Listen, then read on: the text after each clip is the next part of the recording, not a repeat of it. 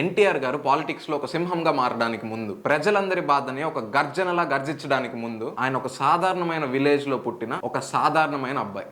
మే 28, 1923లో Krishna district కి సంబంధించిన నిమ్మకూరు అనే గ్రామంలో జన్మించారు. ఒక సింపుల్ నార్మల్ ఫ్యామిలీలో జన్మించారు ఈయన. 10వ తరగతి పాస్ అయితే చాలు, అదే పెద్ద గొప్ప అని మైండ్ సెట్ ఉండే ఆ రోజుల్లోనే ఎంతో కృషితో గుంటూరులో ఆంధ్ర క్రిస్టియన్ కాలేజ్ లో గ్రాడ్యుయేట్ అయ్యారు. ఆ రోజుల్లోనే ఉద్యోగం ఆయన్ని వెతుక్కుంటూ వచ్చింది. కానీ డెస్టినీ ఆయనకు వేరే స్క్రిప్ట్ రాసింది. ఆయన పేరు టెక్స్ట్ బుక్స్ లో కాదు కదా, చరిత్రలో నిలిచిపోయేంత గొప్పగా రాసింది.